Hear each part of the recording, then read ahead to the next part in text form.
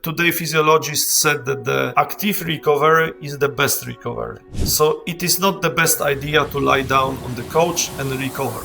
Dr. Adam Kawczyński, professor of medical sciences and health sciences. Of course, you need to do it after very hard training. You need to go for a sleep and you need to get rest. But even go for a walk, go for a jog, go to the swimming pool and make 100 meters very slowly. And it will boost your recovery dramatically. Schwarzenegger said that he made himself the method that he surprised his muscle every day. So basically in the 1 week cycle, he never repeat the same exercise. If he do the chest, he do the chest in the 3 different angles. He do the shoulder in the 3 different angles, 3 different loads and so on. So you need to stimulate your muscle in a different way, but you don't have to break them all the time, because if they are in the pain, in the delayed muscle soreness, it's not the best idea to make the same exercise, exactly the same exercise again and again and again. Because as like in tendon, you can get the inflammation or you can get even serious injury. Karate, like many sports, becomes commercial. I remember when I came for the first training that around 100 people came, and after 2 years 10 left, and now they are earning money from the club, so are they taking care about each volunteer. So you're training very slow, everybody take care of you. If you can stand, okay, you can take a rest. In my times, it doesn't work like that, yeah? You need to survive. I need to say that the karate is not only fight. This is the way of life.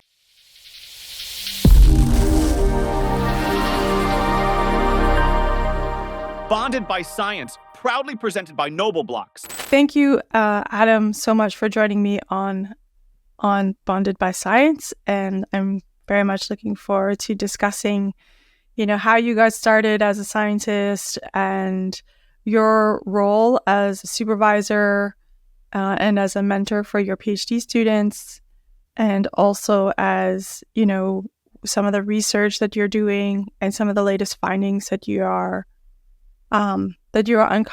uncovering within physiotherapy and also within sports science. Okay. I will try to answer all the questions. I am sure you will.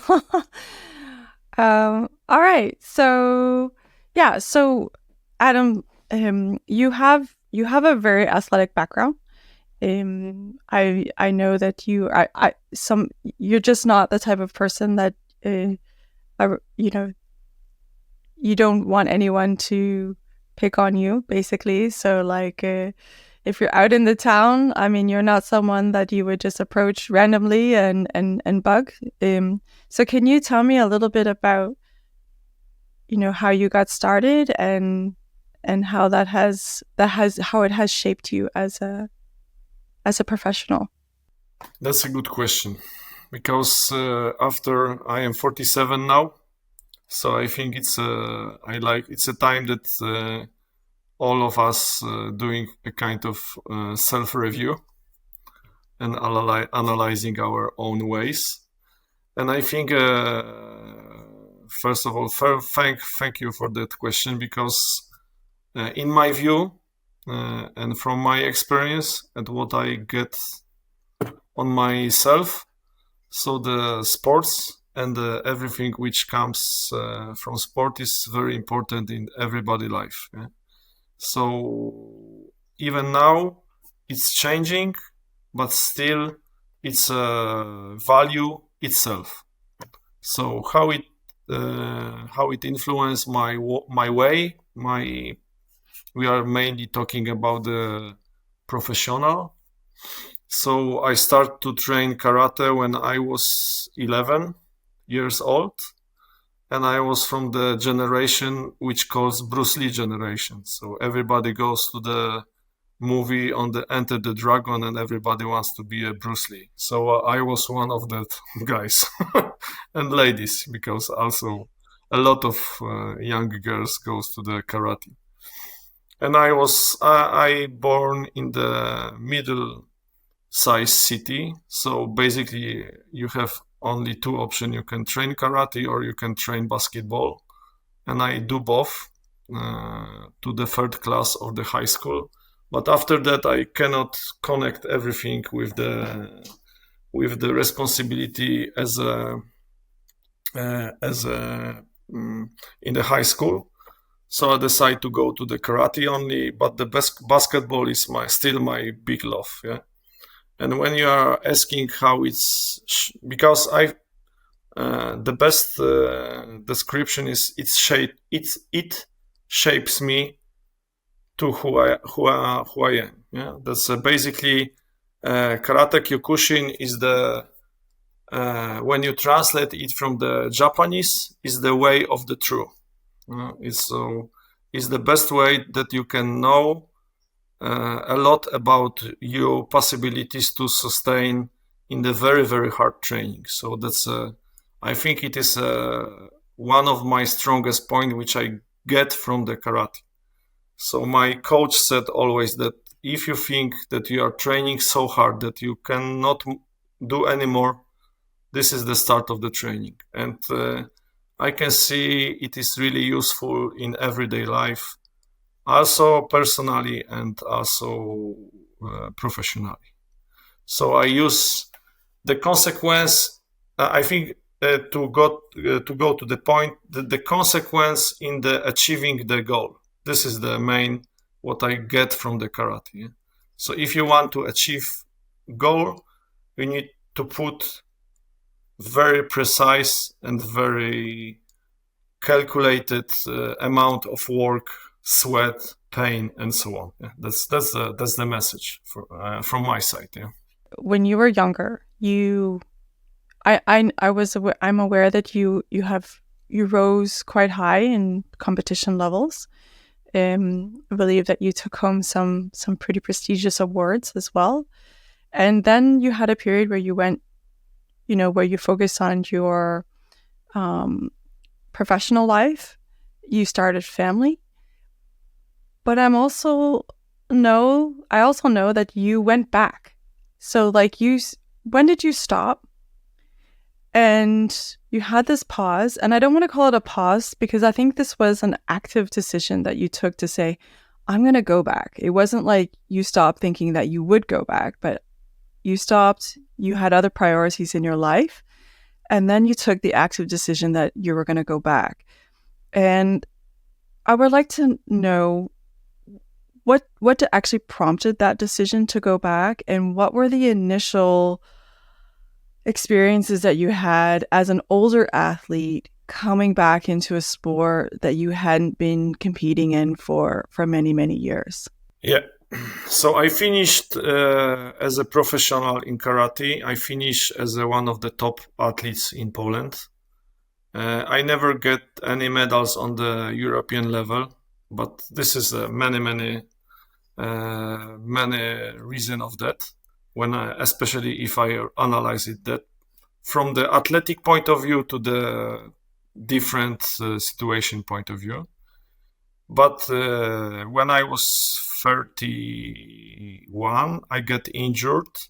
I have my elbow bone broke during the fight, and I have half a year off, and I decide, okay, I think it's at the time to just stop that, go to the recreational level, no more serious fight. So it was my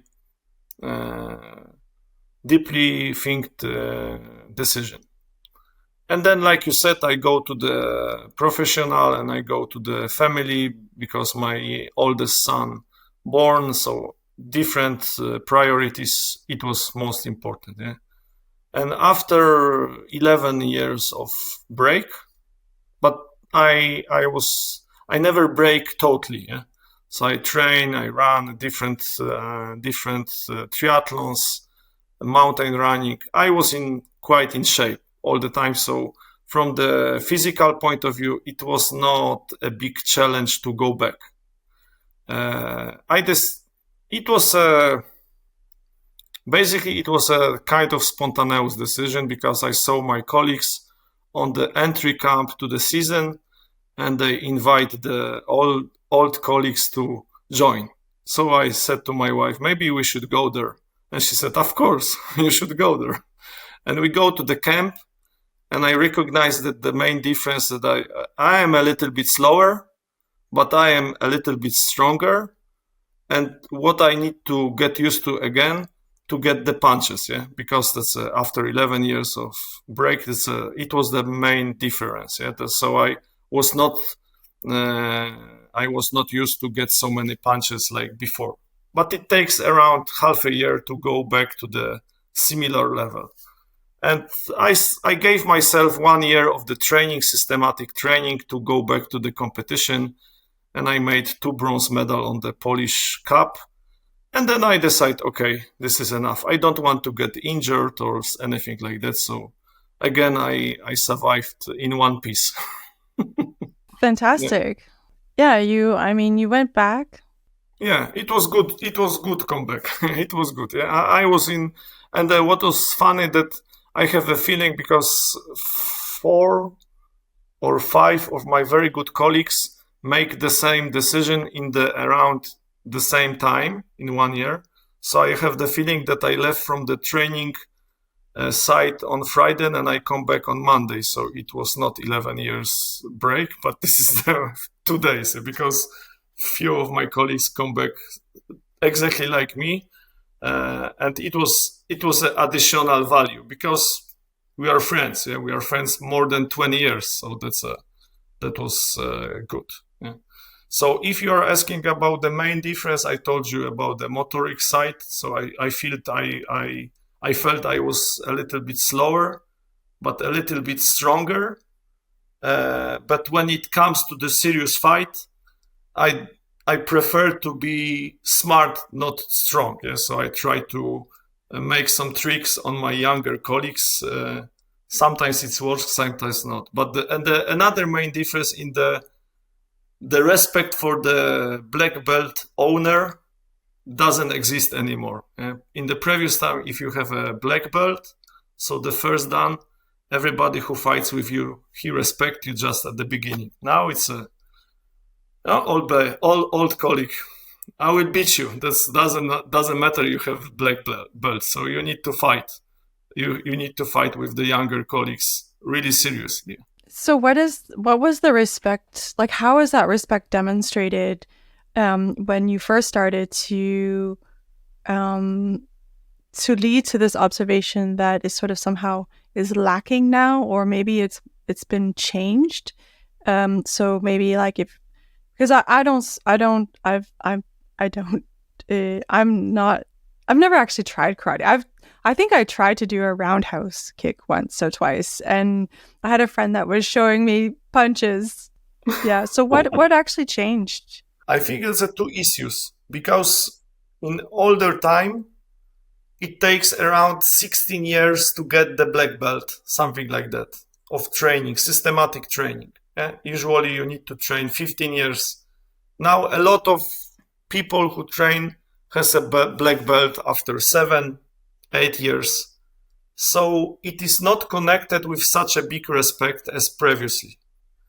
And younger fighters now starts to fight much sooner than previously. They have a tournament for children, and they are trained to fight. So they really don't care if you have any black belt or you have a blue belt. Doesn't matter. They will check you for sure. That's the at the previous time when somebody see the black belt, he know that he will be danger for sure. So they have the respect, or they afraid. Now they don't afraid at all, because if you are the black belt owner, you don't have to be good fighter. Yeah. Now previously it was usually connected. Yeah. So that's I think that's the main difference.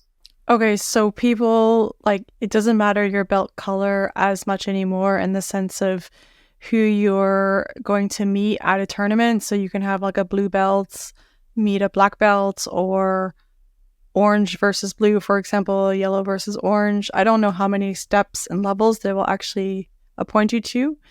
And because of that, why do they do that? Like, why wouldn't you fight people in your own sort of ranking, or is it because for a belt of a different color, maybe it's a really like an amazing challenge to meet someone with a higher belt color?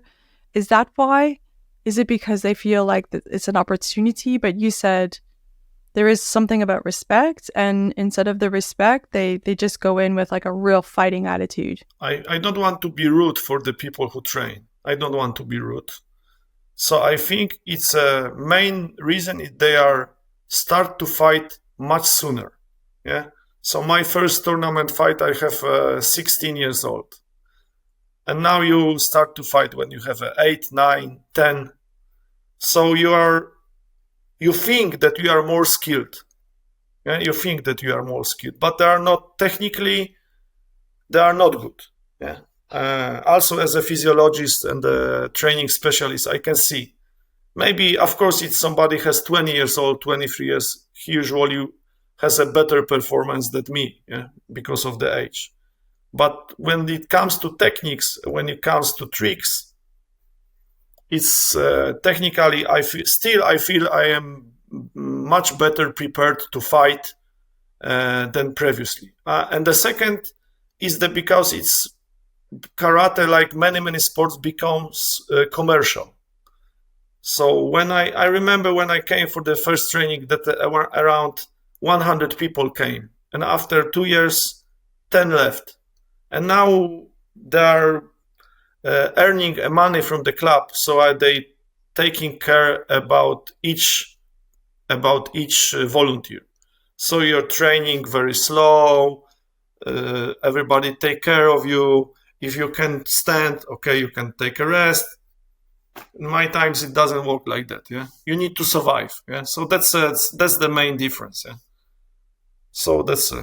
And I think also the times with the Facebook, with the Instagram, with the YouTube, that you can see the fighters in the MMA, and the different kind of sport that, and everybody thinks, okay, I can be like him. I can be like him. I can beat anybody. But this is wrong thinking. Yeah? That's and the last I need to say that the karate is not only fight. This is the way of life. Yeah. So that's and it disappearing for sure. In my view, I can see it for sure. Are you referring to discipline and commitment in that sense, like the ability to focus for long periods of time on a goal that is not providing immediate rewards, an immediate dopamine rush? Yes, this ability is disappearing. For sure. In your research, yeah, because I know you help a lot of athletes, reach their potential. So when you came back as an older athlete, let's say, you brought in with you the intelligence that you acquired with that hard work and dedication over the years. You recognize that you moved a little bit slower, but on the flip side, you're also stronger. Like you have more mass behind you as well, I could imagine. And what do you suppose then is, like, I think a lot of people are trying to outwit aging in the sense. And what is the main reason, to your knowledge, that you would get slower as you age? Like, are you familiar with some of the mechanisms that actually make us move slower? So we're smart in our heads. We can be strong because we can carry a lot more muscle. And if you're using, like in a sport like karate, where you actually, I would imagine this is something that you try to use momentum to your advantage. Your mass can then play a huge role into that. But what is it that makes people slower?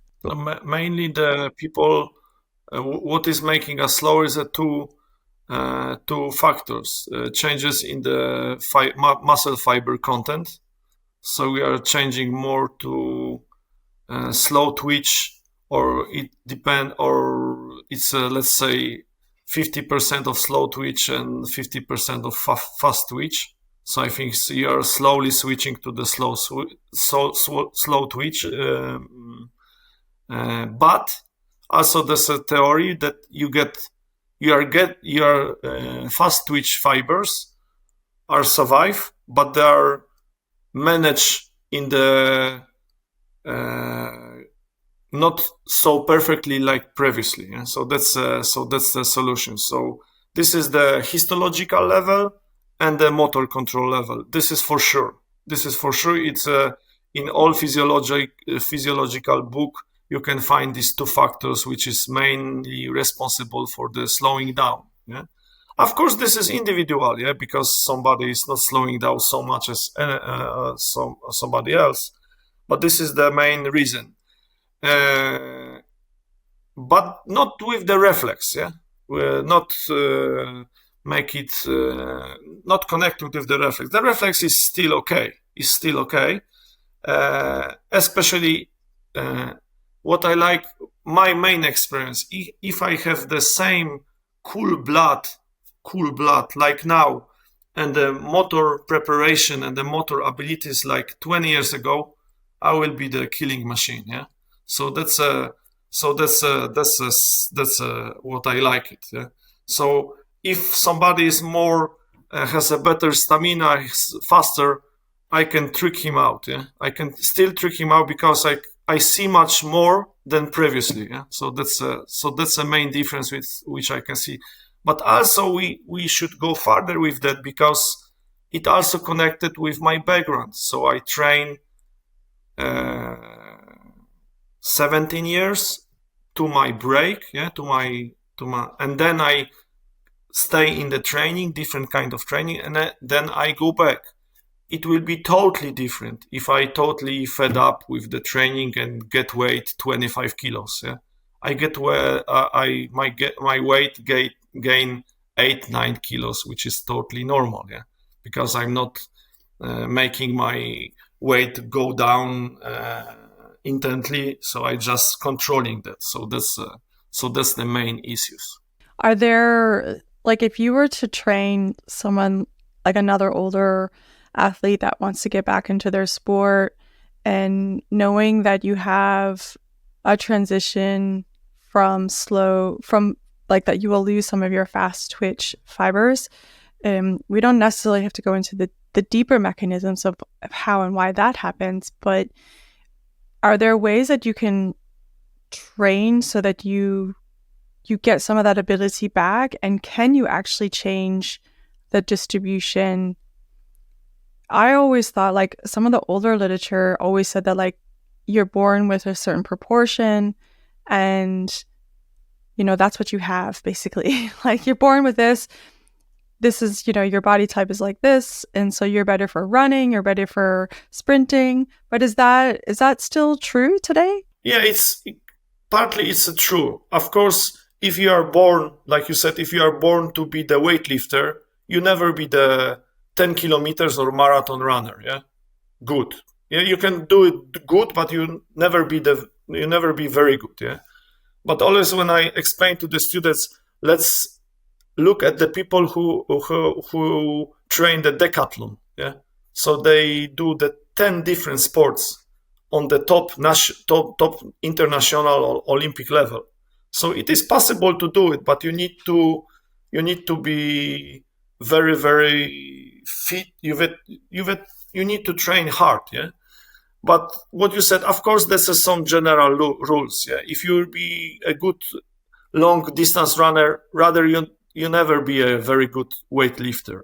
But when you ask me what I advise my colleagues or other people who are going back to sport, and for me as a physiology specialist, I think the most important is recovery, because I forget about it.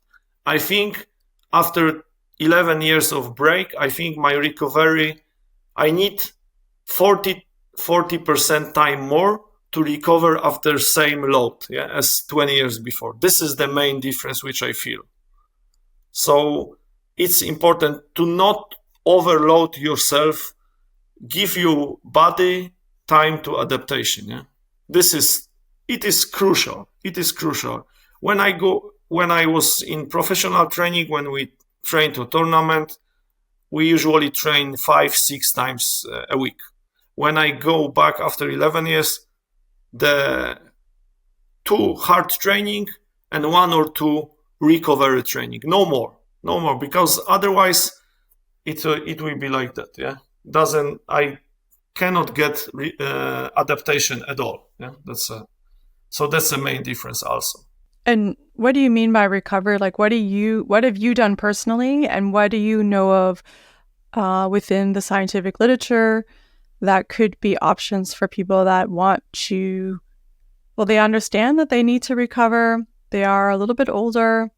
So what would be some recommendations based on your own experience, and some recommendations that maybe you haven't tried but you're aware of that exist in the scientific literature? Methods to recover are basically the same when you are younger or you are older. Today physiologists said that the active recovery is the best recovery. So you need to support your body in the recovering process. So it is not the best idea to lie down on the couch and recover. Of course, you need to do it after very hard training. You need to go for a sleep and you need to get a rest. But even go for a walk, go for a jog, go to the swimming pool and make 100 meters very slowly. And it will boost your recovery dramatically. Yeah? So that's what when I work in the professional club, I'm since 20 years, I am surprised that still not many coaches do it. Yeah. So they say to players, you go home and rest. You have day off. If they are professional, they know that day off means that they should wake up in the morning, they do normal routine, and they need a 20-25 minute jog, and they will be ready next day. If they are not professionals enough, they are lying, they are playing PlayStation, so it makes your recovery much longer. And it doesn't matter if you have a 20 years old or you have a 45 years old, it doesn't matter. And also what I do, advise my patient and I advise my clients. So it's better to train for 60 weeks, 2 times a week or 3 times a week, than 3 weeks, 6 times a week. Yeah, so that's a big difference. Yeah, it allows your body to adapt. It needs to be. When I going back to training, I feel that I am getting into the shape when I started to be addicted to the move. I need to go. I need to move myself. Yeah, to do some strength, to do some performance, not on the high level or very exhausting, but to be in the movement. Yeah, that's my idea, and it is supported. My idea. This is outcome of the many physiological book, and I experience it on myself also. Yeah? And also when you're getting older, when you are in the movement, let's say in the movement, your brain works much better. Yeah. So also in different tasks. Yeah? So this is nothing new, but I think some people just forgetting about it. Yeah.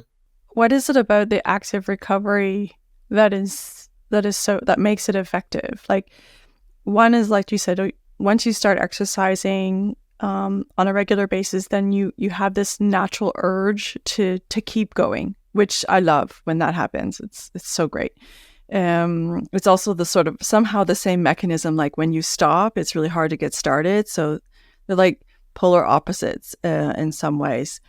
But what is it about the active recovery? Does it help remove toxins or like byproducts of like a hard workout? Like, what is actually occurring during the active recovery that we believe supports longer term adaptations to be more efficient? The strongly supported by the evidence in research, when you exercise, you particularly making the exercise for your blood circulation system.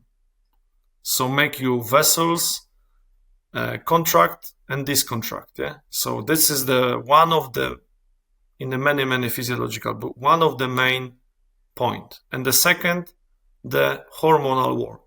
So only movement give you a lot of the changes in the hormonal level, adrenaline, noradrenaline, dopamine, and so on. And I can talk about it 1 hour or more.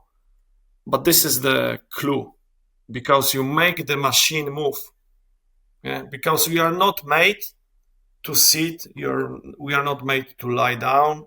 This is the product of the civilization. Yeah? Previously, we need to run to catch the food. Yeah? We need to go somewhere to find a food. We need to run to hide. Now we don't have to do it. Yeah? We can go to the show by car, yeah? Or by the electrical devices now. Yeah? So this is one of the clue which I do not like in the civilization. Yeah? Of course, if you need to travel 1,000 kilometers or more, it's good to have the plane or car, but you don't have to travel to the end or to the second end of your garden. Yeah, you don't have to use the electronic device for that. Yeah, so this is one of the issue. So the blood circulation system and the hormones are the most two dramatic, very important system which will be facilitated by the movement. It's the outcome of the book research and the personal experience. Yeah. Okay. Some of the latest research that you've been working on, not all of them are about recovery, but I know they're about looking at like muscle, like physiological changes in the muscle. And one of the first ones I wanted to ask you about was the study that you did in swimmers. So you looked at shoulder and tendon characteristics in swimmers. Could you tell me a little bit about what that study was about and what was some of the novel findings that came out as of late? So this was a study that was just published in 2024.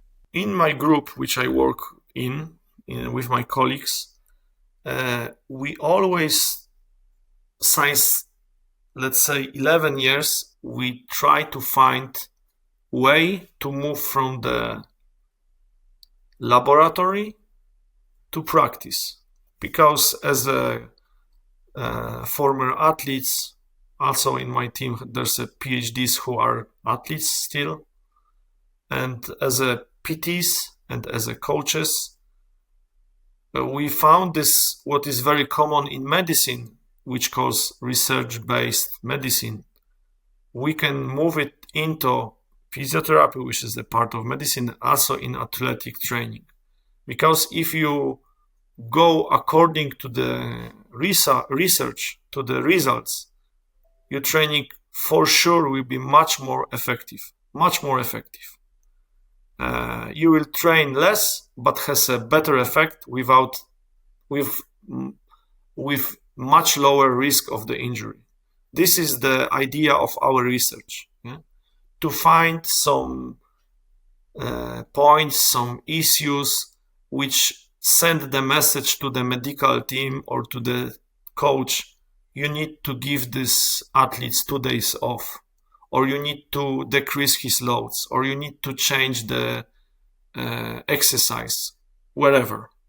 And this exercise, this published paper, we figure out that a lot of swimmers has a problem with arms. Yeah, they have the pain in the arm, they have the with their shoulders, in the shoulder, the restricted range of movement. We are talking about fully healthy swimmers. This is connected with the movement above the shoulder, which is not, of course, this is something natural for us, but it is not no more natural when you do it every day, few thousand times. Yeah. So our shoulder is not. Yeah, rotating the shoulder. Yes. Or you are throwing the ball few hundred times. Yeah. So it's a better, sooner or later you will get some problem with your shoulder. But we think, okay, this is for fully healthy subjects, fully healthy athletes.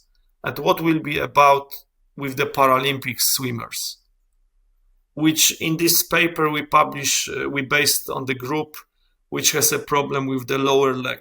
So they, some paralyzed lower leg or the dysfunctional leg since they born. So they cannot use it without any additional devices. They cannot use this lower leg for normal walking. Yeah. And we think, okay, so if you have the lower leg, let's say right one, disabled, so what will happen here if you are a swimmer? In the shoulder. And, in the shoulder, yeah. And we found if in the normal adaptation, the swimmer has a thicker supraspinatus tendon, which make the space in the shoulder joint, make the space smaller, it make the contact between the different structure. And this is it starts the problem with the shoulder from that point. So what will happen when you are a Paralympic swimmers and you train same hard as a fully healthy swimmers, or even harder? And we found that this is a disbalance. So on the side when you have a problem with your leg, the supraspinatus tendon is even thicker than in the healthy athletes. So it means the problem in your right shoulder appear as the first before the left shoulder. Is it important? Yes. If you are a PT, if you are working in the medical staff, you can monitor the tendon with the ultrasonography, and you can say to coach, okay, this swimmer should lower the loads, should lower the intensity per next 2 weeks. And it gives the time to the tendon to recover, to not allow to the situation where there's inflammation, there's a pain, and so on and so on. So this is the idea of our research, to find different signs from the musculoskeletal system to here I am starting to swallow. Yeah, I feel so pain. So maybe you can give me a time to recover. Yeah. So that's our idea for that research, like now we are talking about. Yeah. So it brings a lot of information in the typical science, anatomy, physiology, but it brings a lot of application in the everyday training. And also not only for the Paralympic swimmers, which are preparing to the Paralympics games. Also for the recreational swimmers, it's the same importance. What I said previously, it's not a good idea to train 5 times a week if you are a recreational swimmer.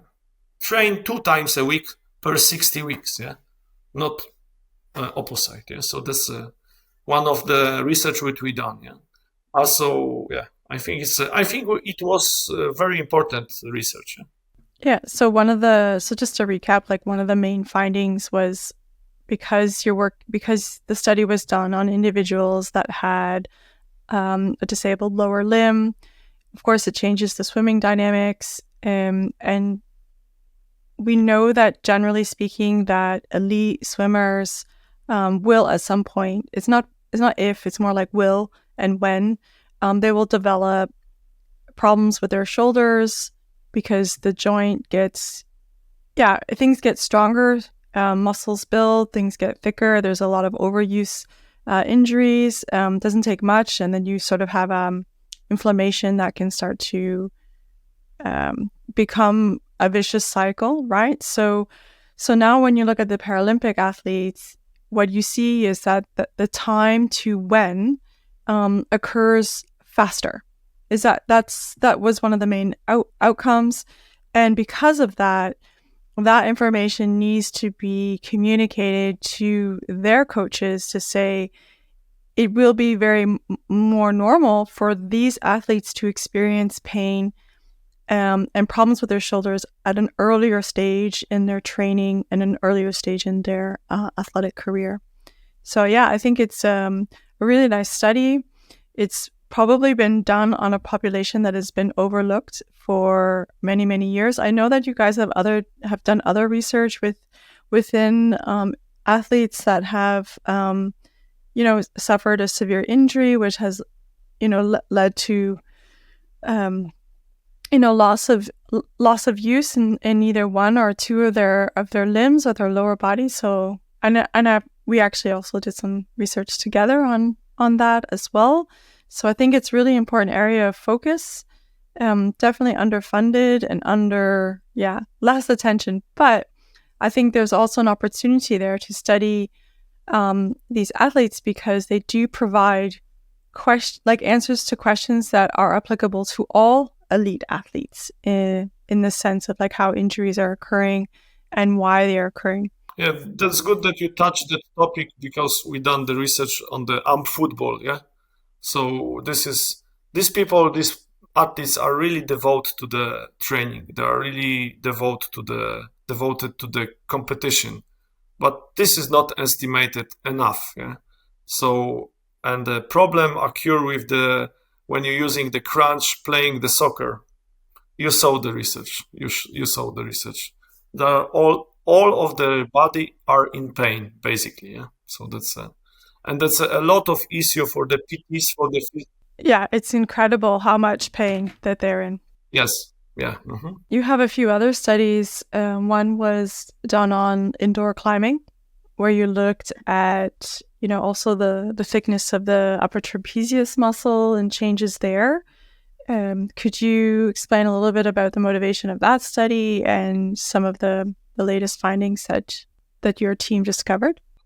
Thank you that you connect the study with the previous because this is also shoulder. So this is the sign that we are trying as a PTs, as a researchers or the researchers at PTs, trying to solve some problem, to give to the society the sign that we can track your body, we can track your skeletal muscle system to find the symptoms that something will go wrong. And this is another research which was done on the healthy athletes on the different level, from the beginners to the very advanced climbers. And they also come to us as a PTs with the shoulder problem, and sometimes really serious problem that they cannot even move with the shoulder. And we also try to find why this is happen. The simple question is because we are not used to use our hand like that for a long time, too long time. Yeah? For climbing. Yeah. So yeah, the climbing. So especially as a recreational, you need to focus on the proper periodization. So you need to climb on the different wall, on the different pace, on the different level of the quality. Yeah? So to not overload your shoulder, because we found the same changes like in the Paralympic swimmer, that your supraspinatus tendons getting thicker, and it can getting thicker just after a few climbings. And if you not make the enough recover enough, if you don't give your body enough time to recover, you will get problem very soon. And after a few weeks of initial training. And we found that this is connected, that the supraspinatus tendon getting thicker, the upper trapezius getting thicker, and the stiffness of this structure are getting higher. So it's a ready solution for the problem. And the ideal situation that if you training, you should have your own PT who is tracking your changes in this muscle. Yeah? So this is the continuation of the idea with the Paralympic swimmers, but we move it to the healthy climbers, yeah, on the different level of the skills.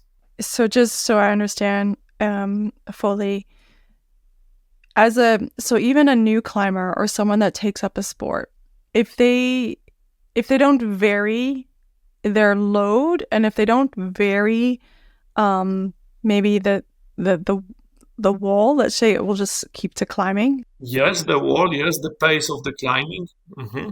The wall and the pace. then what they risk is that the upper trapezius muscles and also the shoulder joint, if you could, you start to get, the changes happen so fast that is potentially what can cause, long-term disability. So in some way, our eagerness to achieve and go fast, get that immediate reward that we have talked about just, when we first started. This is problematic. People jump in too quick and they don't recognize that the body is not ready or capable.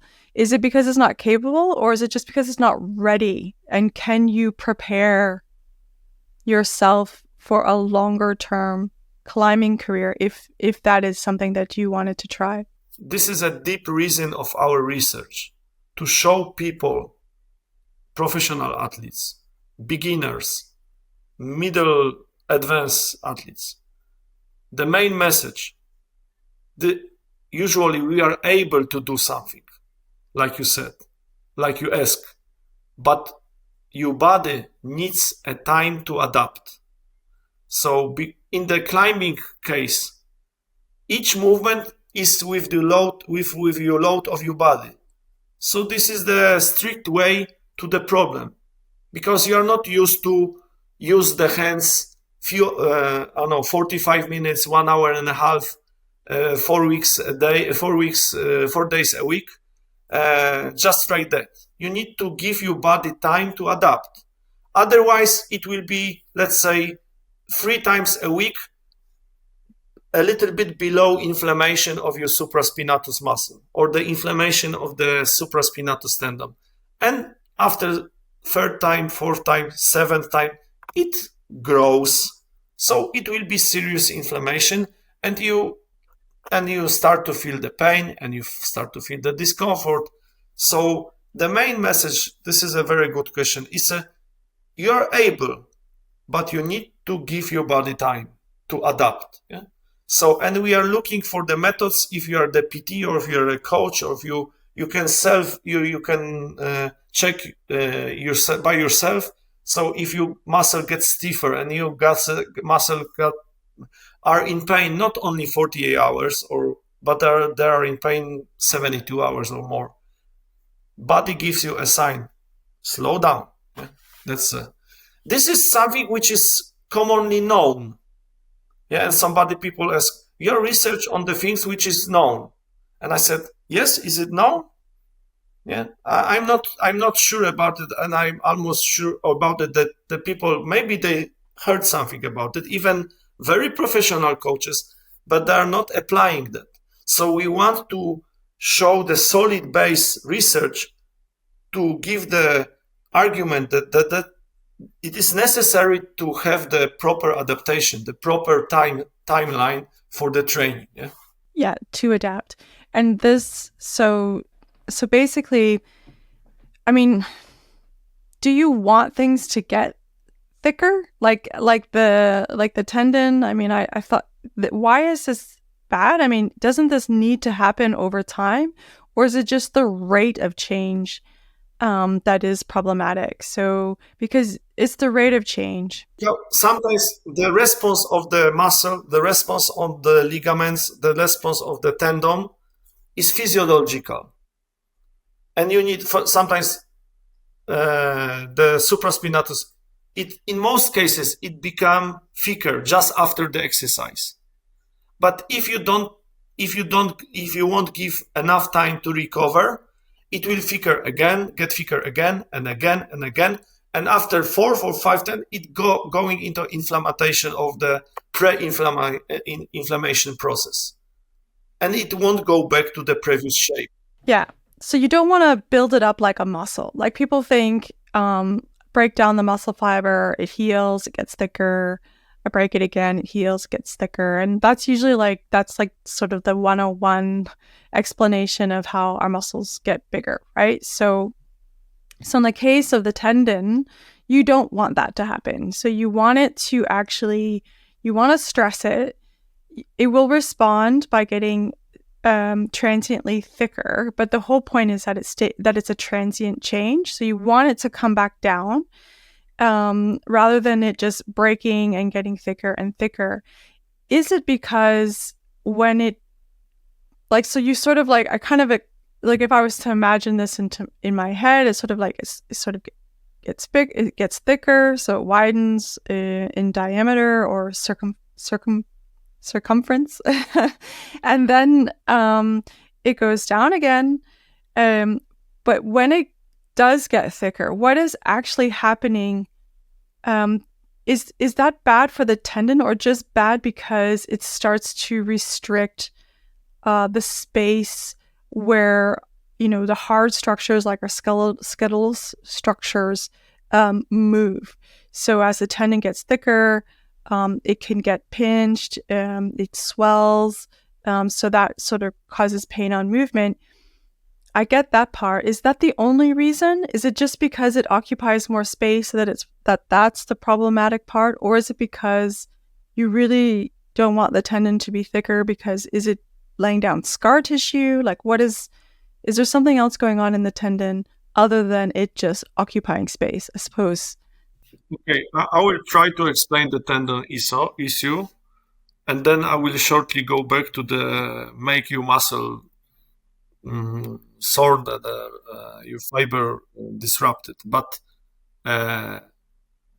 usually most of the tendon change its shapes and the size just after the exercise. But there are really tiny, like one bout wherever, yeah. But there are really tiny changes, and physiology or more histology say that this is because also they are built from the fibers, yeah. This is not the muscle fiber. That this is the peptide fibers or different fibers. So after they are changing the structural organization, and usually it's connected with the fluid transport between the tissue around the tendon or the fluid inside the tendon. So this is the reason why what is getting thicker. But just after the exercise, let's say around 1 hour, they are going back to the normal shape and the normal size. So it means the change is physiological. But when you overload your tendon, like you said, maybe it can go into the conflict with the other tissue or even with some bone parts of your body. So it's got a little bit of contact. And that contact initiate the inflammation, because it shouldn't be like that. But the contact will be if you train hard just the day after one hard training, you're going to another hard training. So you're not giving enough time to tendon to go back to the initial shape. And usually and the problem becomes when there have the conflict with the surrounding tissue. This is the main explanation. If you seriously overload the tendon, they are getting into inflammation by themselves. They are getting bigger, they are getting thicker, and they are losing their elastic properties, so they can be easily broken. Yeah, that's the most accepted explanation in the literature and in the physiology in overall. Yeah, so that's like you said, tendons need much more time than muscle for sure. And shortly, I want to go back because that's what I like. It is not also best idea to make your muscle disrupted all the time. Yeah, even in the old time bodybuilding, which was totally different than now when they're using a lot of different techniques, training techniques. Even Schwarzenegger said that he made himself the method that he surprised his muscle every day. So basically in the 1 week cycle, he never repeat the same exercise. If he do the chest in the 3 different angles. He do the shoulder in the 3 different angles, 3 different loads and so on. So you need to stimulate your muscle in a different way. But you don't have to break them all the time, because if they are in the pain, in the delayed muscle soreness, it's not the best idea to make the same exercise, exactly the same exercise again and again and again. Because also, like in tendon, you can get the inflammation, or you can get even serious injury. So also muscle needs more time but usually it's 48 hours and is enough to get to adapt to another. But the professionals using the different slight changes to allow muscle to recover and also allow tendon to recover, because no way that as a PT, I cannot say to the athletes, you can't train next week. It is not possible. Yeah? He needs to train. Yeah? So you need to make the slight difference in the training, but you can make the slight difference in the training if you have a very precise information, let's say from the US imaging or from myotonometry, what is happening to your body after this certain type of training. So this is the clue, in my view. Do you thank you for that explanation. I think it was really, really very, very helpful. I think a lot of people will find it valuable to know that they need to let their muscles take a break. People know that generally, they understand that, but I think we forget about our tendons in that process. Like, we forget the stress and the load that is played on that. And this is, like, for me, I also have issues with my Achilles. I think I told you a long time ago, and it's really problematic for me. And so, like, the rest of me feels like fantastic, and I have a problem with my Achilles, and it really just disrupts my my motivation to train, because it's so extremely sore when I stress it. So it is something that I've battled, and it's probably because I haven't given it the attention and the care that it deserved. So I wasn't very nice to myself, let's just say.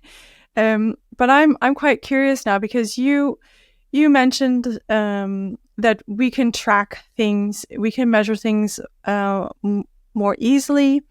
Do you see in the future that athletes, and even like recreational athletes, will have access to tools where they'll be able to monitor more closely some of these potential, injuries that are occurring? Because I think there's a lot of, like, it's so fantastic if you had the experience to become a professional athlete. I think it's sort of a once in a lifetime experience to get to that level of competition, to get to that level of discipline.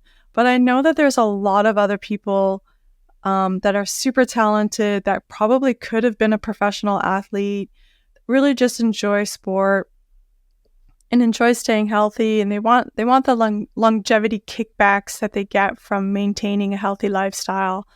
Do you see that in the future there will be more access other than, our watches that track our heart rate and steps and calories, that the general population will start using, like the general recreational athlete will have available to them? I think it's a matter of time, because now, like you said, this is a time for watches which give us amazing information. Amazing. For me, as a physiologist, it's a dream. I never dreamed about it, or as an athlete 10 years ago, because this small watch gives you a lot of information, and it's growing.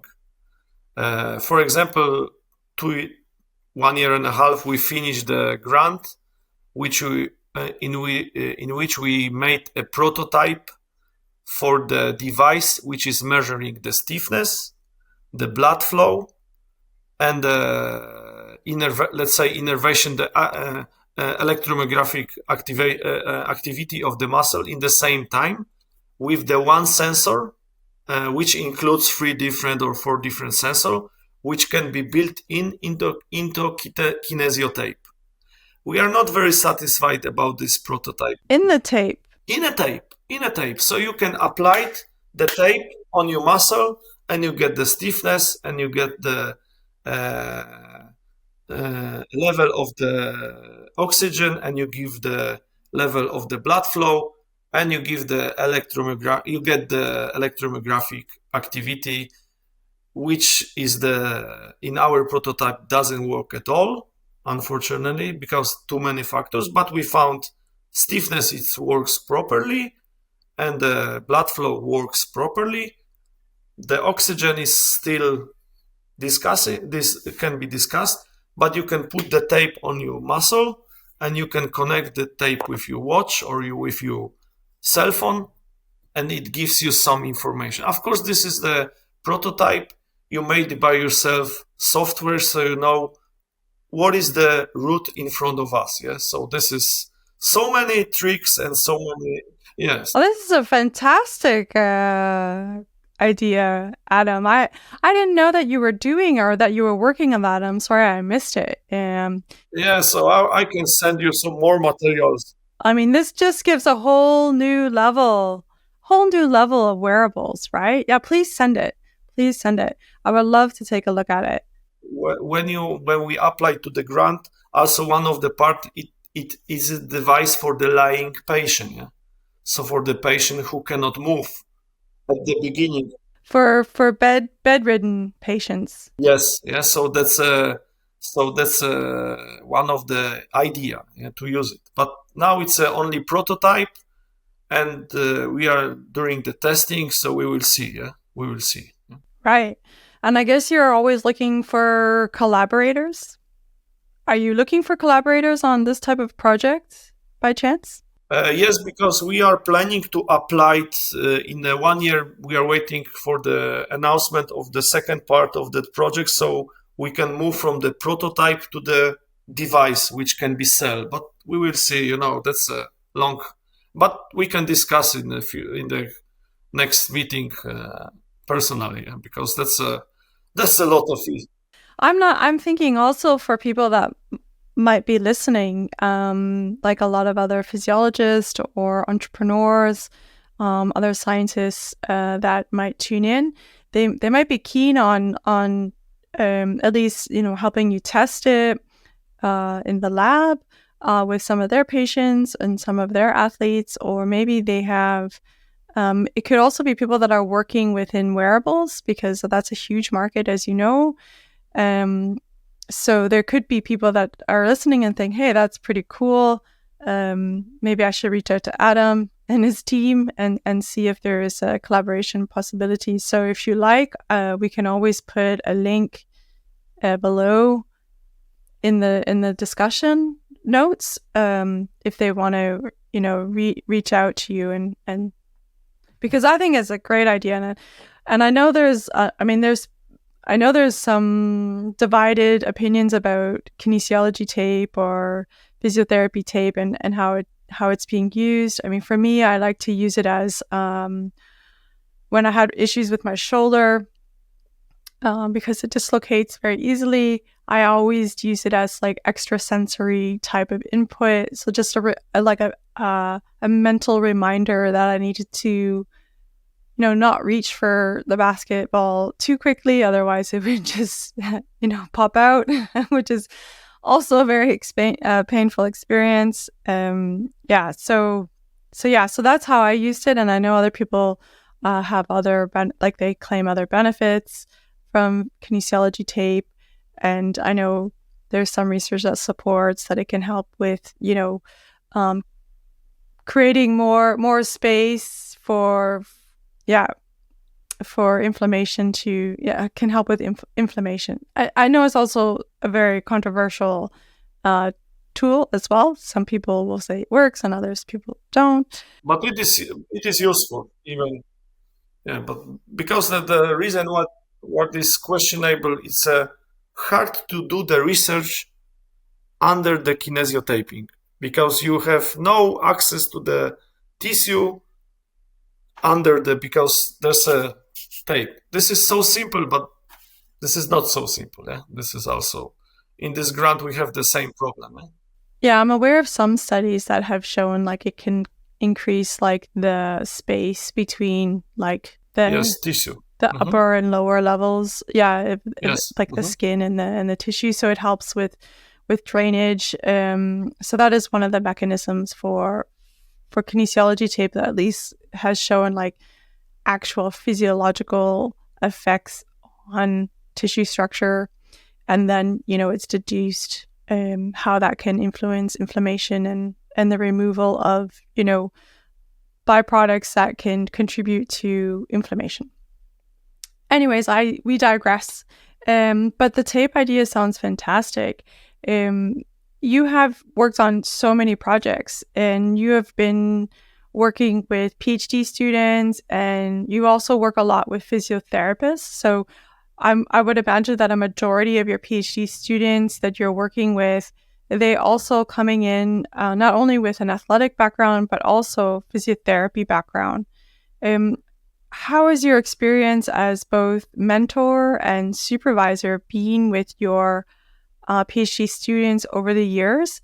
And what I'm really interested in more specifically knowing is how have the attitudes changed from like when you first started working with as a supervisor to how you see those attitudes today as a supervisor, with the understanding that, of course, you have also changed in that timeline. But generally speaking, what is your observations regarding the PhD student today?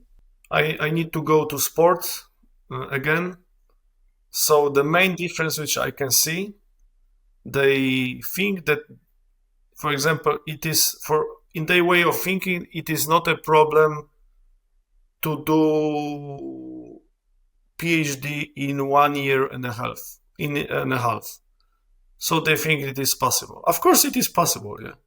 But they don't care, or they don't, no, maybe not don't care. They do not understand that this is a process. You and me know that this optimal time for PhD is 3.5, 4 years. This is enough. Yeah. Sometimes it takes longer because of different issues. But of course you can write the PhD or do the research and everything in 1.5 years. But it costs you a lot. It costs you a lot from in the many fields, yeah. And the quality is questionable. So this is the main difference. So they want to achieve the goal much sooner than it should be. And you know me so many years that I'm the guy who likes to reach the goals in reasonable time and like to be the effective in the reaching the goals. But in some of cases on my PhD, they don't understand that it takes some time. The most simple example is you cannot do the literature review in 1 month. You need 4 or 5 months to go into some topics, yeah. So you are only human, yeah. Even if you are very talented. The literature review, this is just for our listeners. So the literature review is usually something that PhD students do near the beginning of the PhD so that they understand the field and the area of research that they are supposed to dive into, and that they have such a good understanding of it that they then know where are the gaps and what knowledge needs to be filled in those gaps. So I think, like you said, like this isn't something that you just do in a month. Like it's, especially now, I can't imagine. There's so much research now that has come out, and all the salami slicing that has gone on in the last 5 years is probably peaks, right, in terms of salami slicing, where like results are divided in the lowest possible unit of a result, which is called a publon, I think. so the whole that, so they have to read so many papers, and to do that in a month, it's like instant download. Only happens in the matrix, unfortunately. Yeah, it doesn't. It is not possible. Yeah, like the tendon adaptation. It is not possible if you are very talented. Yeah. So this is the main difference between, as usually somebody is working harder, somebody is working a little less harder.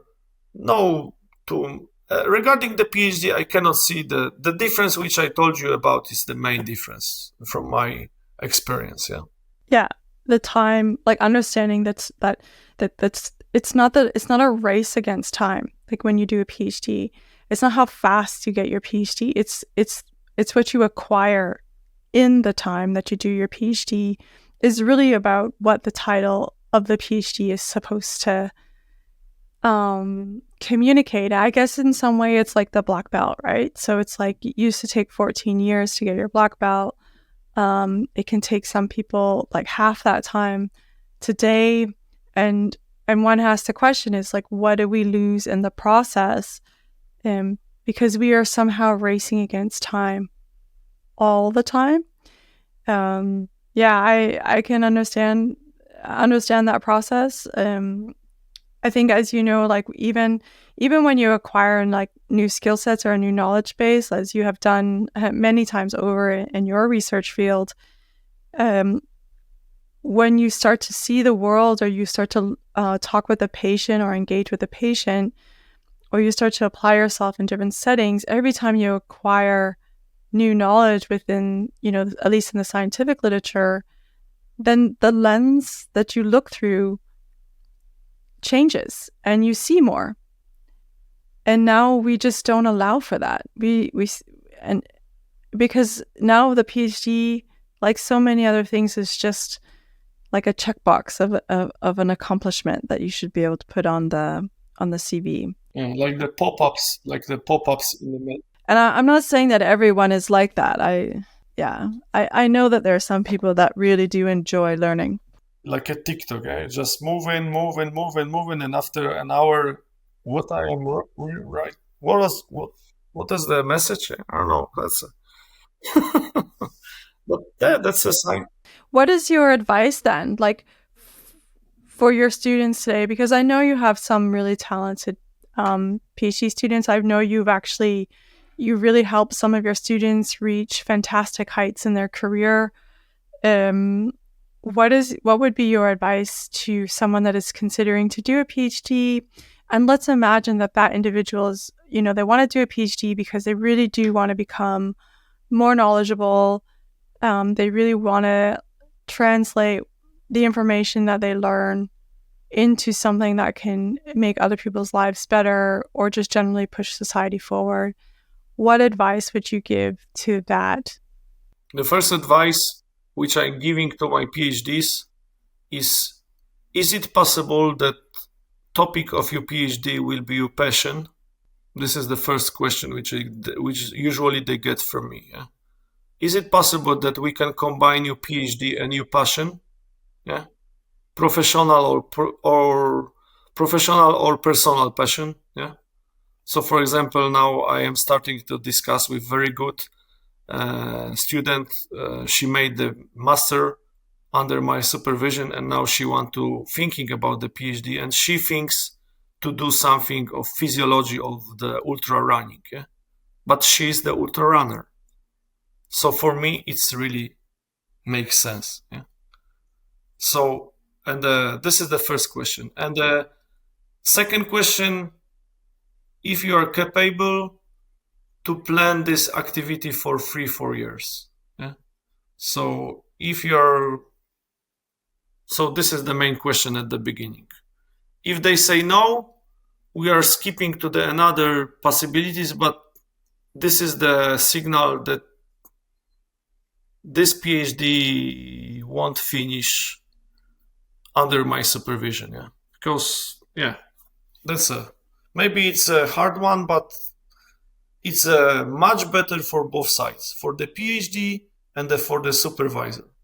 Because if you're passionate in something, you will be very good in it. Yeah? And if you're sitting on your computer or you're going to the research, you're not saying, "Oh my God, again," but you're going again. That's how I see it. Yeah. Mm-hmm. Yeah, it has to feel like it isn't work, right? Like, or you understand that there's going to be sweat involved in dedication, but it's still generally a process that you enjoy. I think that is so important, or that you're just so damn curious that you just can't stop like looking for new knowledge. Yeah. So it's sort of a combination, or it's, one main driver. I think it's okay to have different reasons to want to do a PhD. Like some people prefer to do a PhD because it is a career move for them. It's an advancement in their career. I don't think that that's necessarily like there's no right or wrong here. It's just understanding the premise of doing the PhD and why. But yeah, if you can combine it with a passion or something that you're just super, super hungry about, then it makes the process easier for everybody involved. And what about let's say the student gets started, right? So it's the ultra long distance runners. What advice would you give them? So let's say they have the means to support themselves while they do a PhD. I know in Poland, some people like work while they do their PhD. That's quite normal. In other places around the world, if you're lucky, you get a PhD scholarship, so you can focus 100% on your PhD. And then still in other places around the world, you pay to do your PhD, so you pay stipend. It can be expensive. What would be, like, if we assume that the economics are taken care of and they have the time, what then becomes that critical piece of advice? I think that's like you said, in Poland, you can do the PhD. I think one way is that you can go to the doctoral school, which is one of the optimal way, because now since last 6 years in Poland, you get a really good scholarship, which, like you said, which allows you to concentrate only on PhD. And the second way is it calls external PhD. So you are paying for the process. You need to gather, or you can get in contact with your supervisor, and that's for the whole process. It costs around 4,500 euro now. Yeah, and it's your decision and your supervisor. It will take 2 years, 3 years, 4 years. I think maximal you can do it in 6 years. Yeah. So this is usually external students do it in somewhere between 4 and 5 years, and the doctoral school, of course, it's 4 years. So this is from the administrative point of view. So in the doctoral school, you can concentrate. If you are alone, you don't have the family, you can concentrate on the PhD. It's enough to support you as a human, as a person, so you can rent a house wherever. Yeah. And I think now I can see, as a professor, I can see that the people who are successful in the business, they want to do the PhD because they want to do it for their own ambition, because they're interested in some areas, not only in PT, not only in different areas. So they want to realize themselves in some field which they like. I think it's a very interesting sign on the market, let's say on the in the academic environment, because usually those PhD are the very, very good quality, because those people has a funding to support themselves, to travel, to visit different sites, to organize research. They have a time, and they are ambitious, and they using this they knowledge and skills from the business strict to the PhD. And usually I think I was supervisors in 3 of such a processes, and all these PhDs was very, very good. I guess in some ways it's almost as if they're like an elite athlete coming back and taking up karate again after an 11-year break, right, Adam? Yes, I think so they're bringing in a lot of experience and a lot of knowledge and expertise, and they are able to apply those things in a much more strategic sense in order to conduct and pursue a PhD. I really do look forward to seeing a lot of people come back and bring their industry knowledge, regardless of where it's from. So as you said, it can be physiotherapists that have been working in the clinic for many, many years, and they recognize that their patients need more. So they want to pursue the PhD, both for the love of it, but also for the sake of their patients. And then you also have that in other industry areas as well, where you really need to develop those hypercritical thinking skills. And with that, you tend to bring network and more industry knowledge. I look forward to a time where you see more like established individuals that have had a career in a certain sector that come back into a PhD. I think that transfer of knowledge would be really, really fantastic. Getting more clinicians in, getting more industry experts in, and having that relationship and that sense of community grow and foster even more. I know one of the things I asked you before was you have a lot of it on your plate, and you have a very specific strategy in order to make everything around you run smoother. And how do you, what's your motto? How do you go about your day in order to get the most out of the time that you put in? What do you owe your successes to? Not just karate. Yeah, that's not just karate. Yeah, that's I think first what my mentor taught me to do. If you are the head of the team, make the people come to work happy. I mean Pascal Medline. Make people come to work happy. In that case, they will do their best to achieve the goals, and they will like it. They will love it. This is first. When I work with the people, and when it comes to myself, let's say 12 years ago, it was only karate consequences.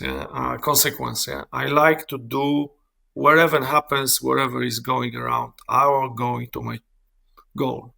And since 7, I think maybe 6-7 years, I talk with my colleague, with professor on my university, Gabriel Łasiński, and he gave me the book about the Pareto rules.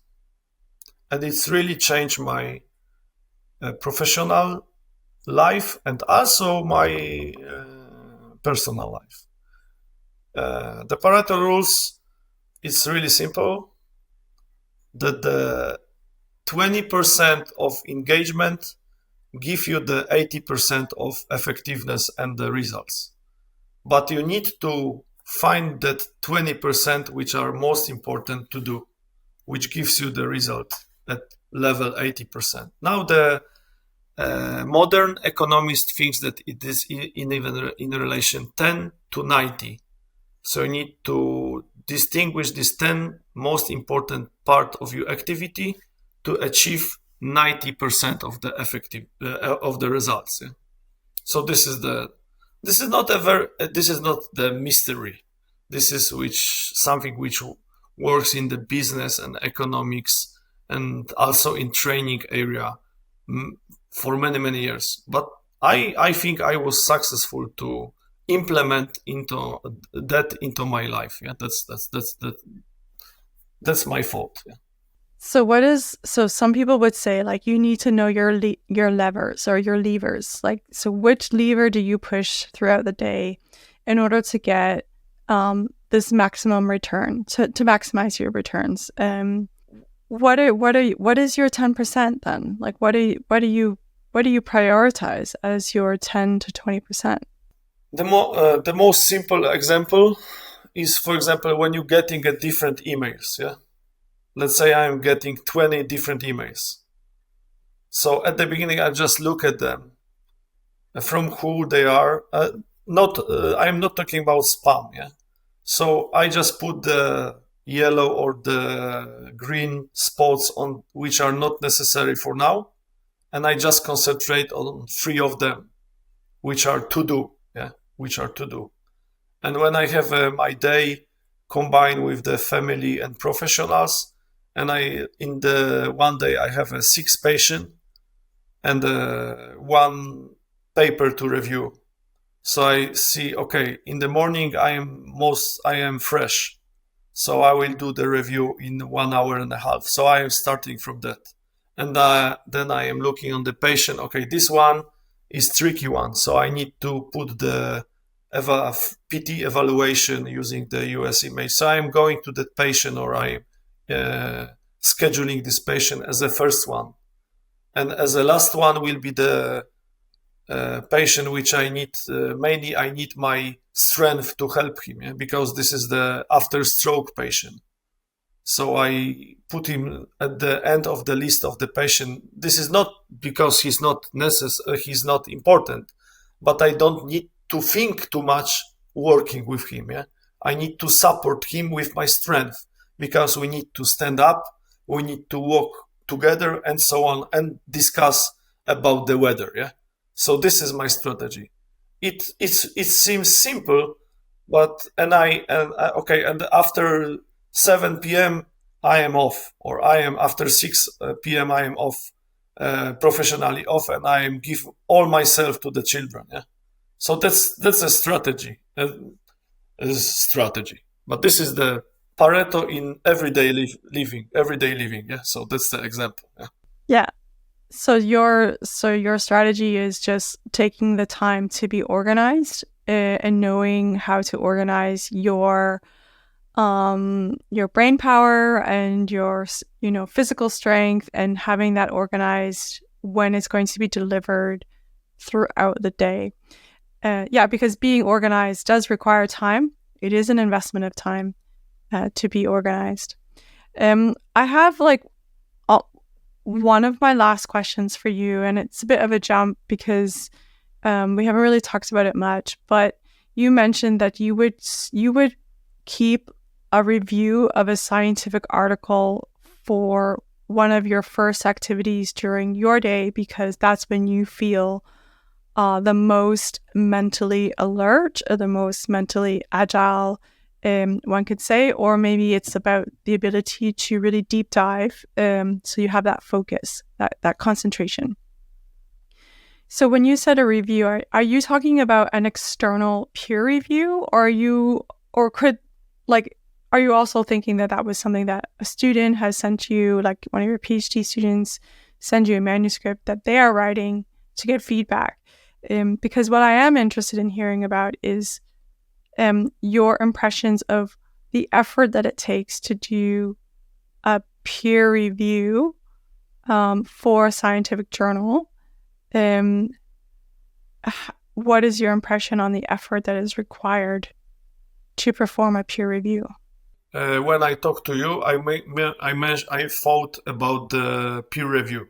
So when you're asking about the peer review, I think if you want to do the good peer review, I need to spend on that between 4.5 to 8 hours, but not in a row. Yeah? I am not work like that. Let's say first 1.5 or 2 hours, I need to read it for the first time and understand as much as possible. Yeah? Then I starting slowly to review. Yeah? To giving the question, to giving the doubts, and so on. Yeah? That's my strategy. That's why I like to be fresh, because as a professor, that you cannot see many small things if you are not fresh. Yeah? That's what I like to do the light training, usually running, or the light fighting, so I can proceed the paper in my mind during the exercise. But this is the kind of the preparation, what I will do later on. Yeah. But I like to do the peer review in the intervals. I like the intervals between half an hour to 1 hour and a half. Yeah. This is my mental power is maximum. Yeah. And I need to do it on the fresh. Yeah. So in summary, it will be 8 hours. Yeah, of like peak mental power, because I think some people forget that like you have a work day and you can divide, as you just said, you can divide your workday up in ways that make sense and that reflect your mental power. But that also implies that you know that your mental power, your mental concentration, it doesn't last all day. Like there's, it needs breaks also, but that means it's actually a limited resource. And I think people forget that when you do a peer review, it's actually consuming one of the most valuable moments of your day. When you have that ability to really focus, you have the quiet time to read it properly, and you have the alertness to be sharp when you're reading it. And for me, like that's like my most precious hours. And because I have many more other hours where I don't have that as a resource. So it, just by default, it's like supply and demand, right? It's a simple math equation. And I think people forget that a peer review is stealing, and I say stealing, I don't mean it in a negative way, but it really just, consumes the most valuable part of the day for someone that is already extremely knowledgeable and having expertise in that area still takes away. When you're reviewing, you need to be extremely frosty. Yeah, you need to be extremely frosty. I prefer to do the part of the review in 25-30 minutes and then go back to that after 2 days. So I have a time to processing some. Yeah, that's a process, And then again 1 hour and again 20 minutes and again, because it cost me too much. And I feel I'm not effective when I spend 4 hours on peer review in a row. Yeah. Yes. It's a long time. My brain works like that. And like you said, a lot of people do not estimate it and do not understand that this is a process. So I know people who can just start to work on something and 10 hours in front of the computer, but I don't know. My brain doesn't work like that. Yeah. I mean, everybody's different, and this is probably why you have the way that you organize your day, so you maximize your output the way that you want to. Great. So I think we've had a really, really fantastic conversation. I very much like how we were able to dive into the physiology today, and also link that to some of the latest research that you're doing. And I'm so looking forward to following up on your innovation, because I love that stuff. This is, I have my heart beats really strongly for ideas that have started in the lab and they have a very realistic application to society, and they are rooted in deep thinking. And I think that, bringing this, physiology tape into the wearables market is strategically super, super brilliant. And I really look forward to following that project and speaking more about it. Maybe in a year's time, we can hear more about your progress with it and any other innovations that you have been dreaming up in the lab. Thank you so much, Adam, for joining Bonded by Science today. And we'll speak again soon. Thank you very much. It was my pleasure. Thank you.